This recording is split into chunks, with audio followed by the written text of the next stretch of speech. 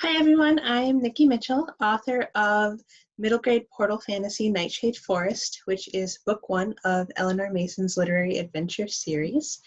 And I'm here today to talk to you about how to write fairy tale elements. So together we're going to focus on how to write the setting for your fairy tale story and your character bio so you can help develop who is going to be in your fairy tale. So together we're going to work through that, and hopefully by the end of this you'll have at least an idea of the world that your fairy tale is going to take place in and your characters. So let's get started. First we're going to talk about the setting, and that is kind of the most important place to begin because you need a place for your characters to be, you need a place for your plot to take place, and so we're going to work on that. I want you to take a minute and think about where you want your fairy tale to be. Traditionally, a lot of fairy tales take place in an enchanted forest or a castle or a magical kingdom, but it can be anything that you want because we're writing fairy tales here. So just take a minute to think about it. An example is the Nightshade Forest. The main character walks in, Eleanor. She's transported and she lands in this forest, and the trees are taller than she's ever seen before. They're sapphire blue with purple leaves and they glow. So like I said, you can have it be anywhere you want. If you want a dark, scary forest, go for it. If you want a villain's lair, go for it. This is the fun of it, is creating this world completely in your mind. And you can pull elements from traditional fairy tales. Just think about where you want it. And as you're thinking about it, imagine what your characters are seeing. When they look around, are they seeing a forest? Are they in a grand castle with golden staircases? What are they seeing? What are they hearing? Are there birds? Can they hear the clatter of the kitchen in the palace? Can they hear the villain muttering to its evil pet sidekick, which many of them have? What are they hearing? And lastly, what are they smelling? See, this is the fun of it, is that you can totally immerse yourself and your characters into this world that you're building. And in the Nightshade Kingdom, there's a fairy village, and the fairy village smells like warm apple pie. Why? Because when I think to myself, a fairy village, I think it would smell like warm apple pie. And then I would want to go there because it's warm apple pie. So think about all these things.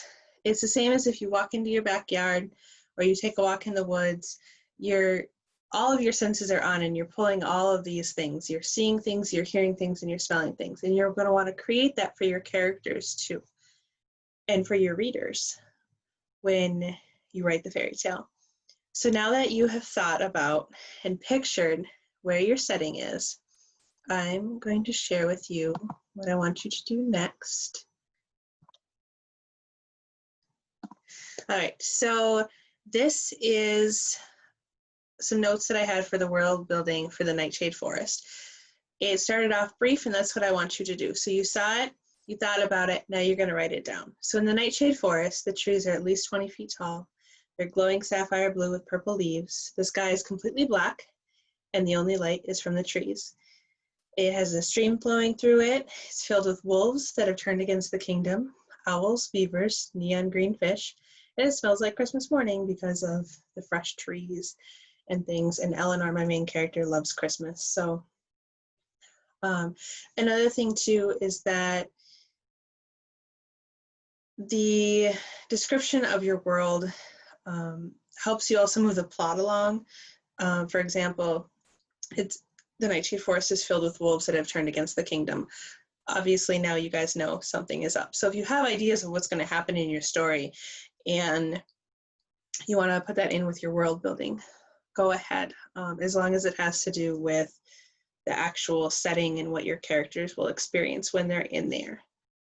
So So take a minute and go ahead and write down what you were thinking about for your setting. And you can have more than I have on here. This was just a quick example. I have notes and notes of the Nightshade Forest and the Nightshade Kingdom. I just wanted to give you something quick. And so that's a simple part of the world building. You can have different parts to your kingdom too, but I really wanted to focus on where most of your action was going to take place because you're going to really want to build that up. And now that we have the where, let's move on to the who, which can be super fun because we're writing a fairy tale. So you can have characters that aren't human. And let me tell you, they're really fun to write. Of course, you can have humans too. Nightshade Forest is a portal book. So Eleanor, my main character, is human in the beginning. And then when she is transported into her fairy tale book, she takes on the main character of Pix, who is a fairy.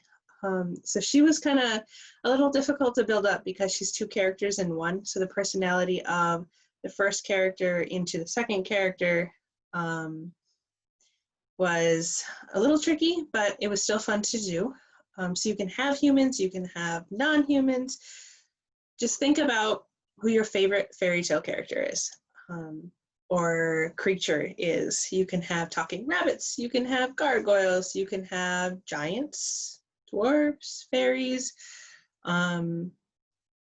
kings and queens and princesses, and it all depends on what you want to write. So for the characters, you're going to want them to be as close to, you want to bring them to life. So you want to make them as realistic as possible. And the best way to do that is to write a character bio about them. And it's a character biography, and you're going to focus on everything about them, everything that you can pull in your mind about them, whether it be their age, their species, their likes, dislikes, fears, everything like that. You're going to want to put it all down so that when you're writing, you can go back and say, okay, this is my character. This is what she would do in this situation. This is what he would do in this situation. This is what motivates them. And it's just easy to come back to your character bios and reference them. So I have an example of those too. So we're going to pull up Eleanor first because she is the main character. So this is a quick character bio. As you can see, her age, she's 11. She's human because she doesn't turn into Pix until later on in the story. Her appearance, she has golden hair, brown eyes, freckles. She wears a pink nightgown. So you're going to want to figure out even what your characters are wearing because that's going to have an effect on how they're moving and everything like that. But just so you can picture your characters in your mind, this really helps you. And then their personalities. And this is very simple. Their likes. Eleanor loves books, magazine clippings. Her father works at a printing company in the book. She loves Christmas pudding, Alice's Adventures in Wonderland. She dislikes broccoli, grumpy dwarves, magicians, and thieves. And then, let's see if we can get Milo in here. Milo is one of her friends that she meets in the Nightshade Forest, and he's a lot of fun.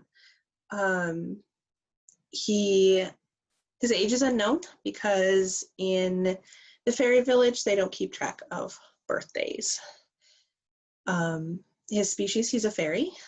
He has shaggy hair, a strong build. He wears human-like clothes to hide his fairy wings while he's in the village because he likes to fit in.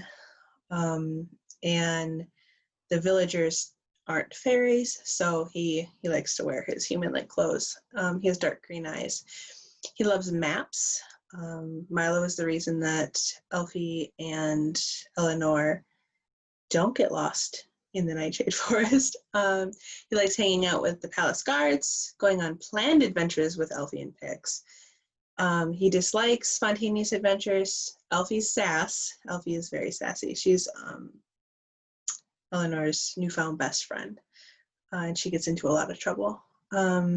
and he doesn't like spending too much time in the fairy village. So, like I said, these are super basic character bios, but they will get your mind going. They'll help you picture your characters. So now we have the where and we have the who, and that's all we're going to focus on.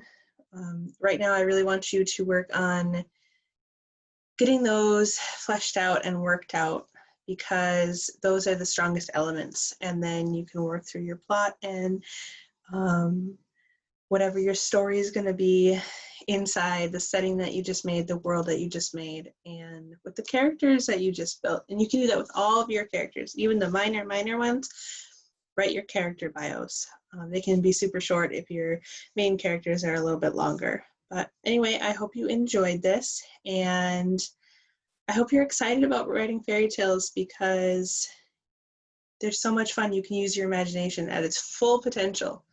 So anyway, thank you for watching, and I hope you have a lot of fun writing. Good luck.